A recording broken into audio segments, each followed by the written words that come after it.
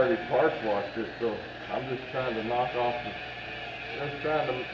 a little bit of this old damage from the rust, kind of smooth it up a little bit.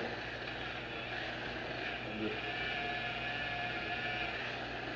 you see it just cleaning it up some. But this essentially is going to have oil clinging all over it, so I don't want any of the stuff up on here that might be loose to get knocked off and get into my oil and cause a problem. I don't think it. If it's really bad, do you take it to the parts washer? Huh? If it's really bad, do you take it to the parts washer first? I've already parts washed it, so I'm just trying to knock off a little bit of this old damage from the rust, kind of smooth it up a little bit. And just, you see it just cleaning it up some. So this essentially is going to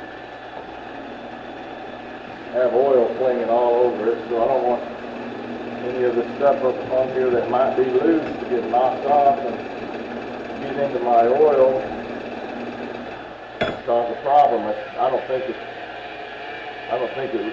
at this point, I think we're pretty good. There's no big rust flakes or anything left on it, but it's just cleaning it up.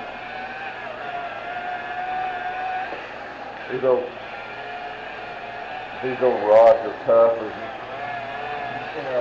can be, so you're not really going to mess these up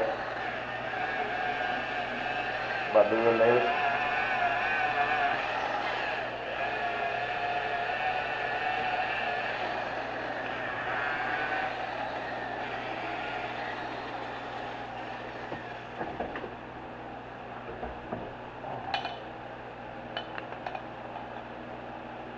See, it looks a little better. How do you get inside it?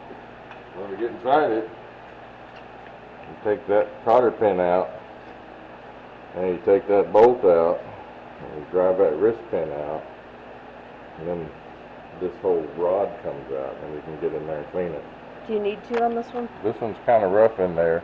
I think I'm going to see what I can do with a small little wire wheel and see if I can just, because it's pretty flaky rust, it comes off pretty easy. So I think if I take a little wire wheel in there, maybe prevent me from having to take the rod or the wrist pin out, and make it a lot easier.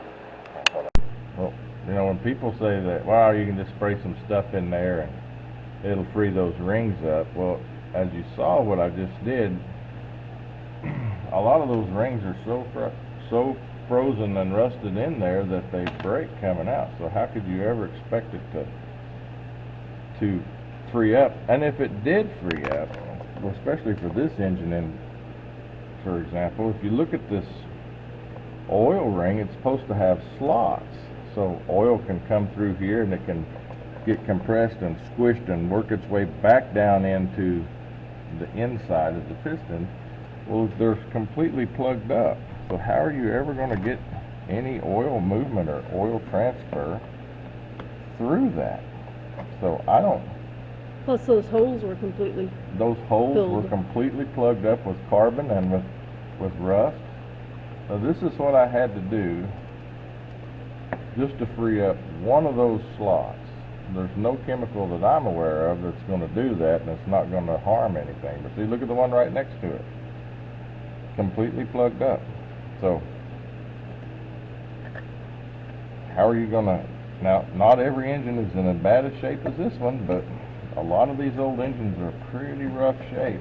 You know, the ones I've taken apart, even though the oil rings weren't stuck, those holes were still plugged up solid. So how are you ever going to expect anything to work right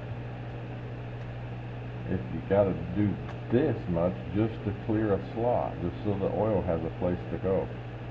On there, that one, see, that one's still plugged up. But this is one of three that I've taken off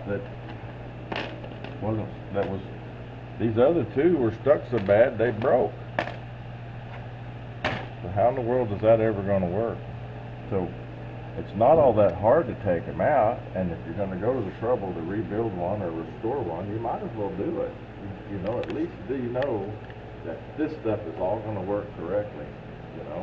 And, you know, you normally need to put a new set of rings in them anyways when they've been sitting any amount of time, just because they stick.